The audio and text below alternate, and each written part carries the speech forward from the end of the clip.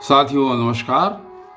और कल की वीडियो में आपने सुना था कि किस प्रकार श्री कृष्ण जी ने अपनी परा और अपरा प्रकृति के बारे में बताया था। और उन्होंने ये बताया था कि जो ये 8 गुण हैं उनसे उनकी जो अपरा प्रकृति है वो बनती है, और उनसे अतिरिक्त जो और दूसरी प्रकृति है वो उनकी परा प्रकृति है। अर्थात जो मैं एक बार पुनः आपको बताना चाहूँगा कि जो उनकी अपरा प्रकृति है वो पृथ्वी, जल, अग्नि, वायु, आकाश, मन, बुद्धि और अहंकार, इन 8 प्रकार से विभाजित है उनकी जो अपरा प्रकृति है। और जो परा प्रकृति है वो इससे जो भी और दूसरी जीव रूपी प्रकृति है वो उनकी परा प्रकृति है, अर्थात चेतन प्रकृति है। और इसके बाद उन्होंने आगे आज श्लोक संख्या 6 में बता रहे हैं कि जो ये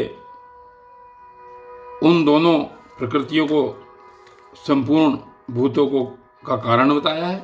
ये जो उनकी 2 प्रकृतियां हैं उनको संपूर्ण भूतों का, संपूर्ण जीव जंतुओं का कारण बताया, और ये कह रहे हैं कि ये सब उनके द्वारा धारण की जाती हैं। श्लोक संख्या 6 में देखिए, सुनिए।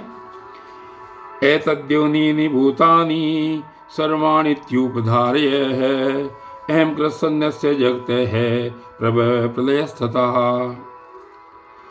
अर्थात इति उपधार्य सर्वाणि भूतानि, ऐसा समझ, अर्जुन से कहते हैं कि ऐसा समझ कि संपूर्ण भूत यानी जितने भी संपूर्ण जीव जंतु हैं वो सब इन दोनों प्रकृतियों से ही उत्पन्न होने वाले हैं।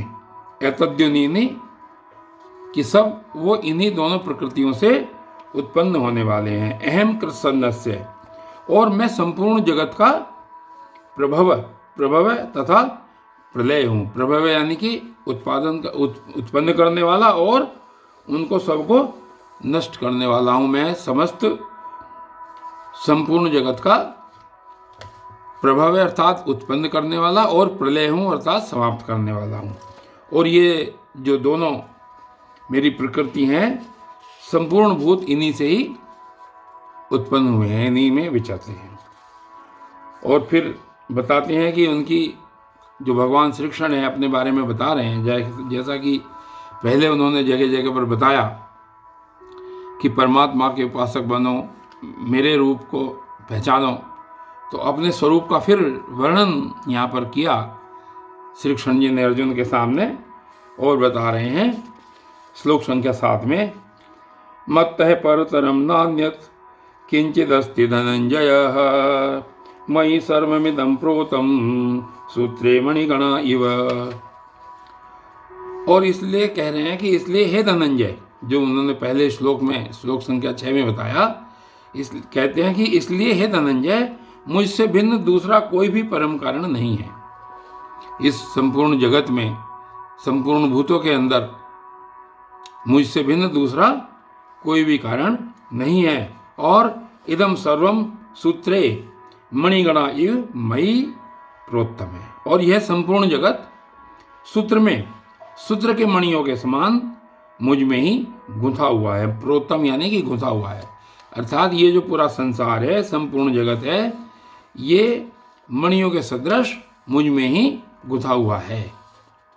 और इससे आगे फिर अपने महत्व के बारे में, अपनी व्यापकता के बारे में बता रहे हैं श्री कृष्ण जी। श्लोक संख्या 8 में कह रहे हैं, रसो अहम अप्सु कौन्तेय प्रभास्मि शशि सूर्ययोः प्रणवः सर्ववेदेषु शब्दे खे पौरुषम नृषु। और कह रहे हैं कि कौन्तेय अहम अप्सु रस है, कि हे अर्जुन, मैं जल में रस हूँ। जो जल का रस है कि मैं जल में रस हूँ, और चंद्रमा और सूर्य में प्रकाश हूँ। चंद्रमा और सूर्य में मैं प्रकाश हूँ। संपूर्ण वेदों में ओंकार हूँ। सर्ववेदेषु प्रणव खे शब्द है नृषु पुरुषम, और आकाश में शब्द और पुरुषों में पुरुषत्व हूँ। इस प्रकार श्री कृष्ण जी ने अपनी सर्वव्यापकता का दर्शन यहाँ पर अर्जुन को कराया और उन्होंने बताया कि सभी जलों में रस मैं हूँ, सभी चंद्रमा और सूर्य में प्रकाश मैं हूँ, और संपूर्ण वेदों में मैं ओंकार हूँ, और पुरुषों में मैं पुरुषत्व हूँ। और उसके बाद आगे इससे अगले श्लोक में फिर बताते हैं आगे, पुण्यो गंधे पृथिव्याम चैते चास्मि विभावसौ जीवनम सर्वभूतेषु तपश्चास्मि तपस्विषु। और अपनी व्यापकता का दर्शन आगे फिर करा रहे हैं। कहते हैं कि पृथिव्याम पुण्य गंध है, कि जो पृथ्वी में पवित्र गंध है, और अग्नि में तेज है, विभावसौ तेज है अस्मि, और जो अग्नि में तेज है वो भी मैं ही हूँ। च और सर्वभूतेषु जीवनम च तपस्विषु तपे अस्मि, कि और संपूर्ण भूतों में जीवन हूँ, यानी कि जो व्यक्तियों में जीवन है वो संपूर्ण जीवन मैं हूँ, और तपस्वियों में मैं तप हूँ, जो तपस्वियों का तप है वो भी मैं ही हूँ। इस प्रकार श्री कृष्ण जी ने अपनी व्यापकता के बारे में आज अर्जुन को बताया है, और कल भी यही प्रसंग आगे चलेगा। तब तक के लिए धन्यवाद।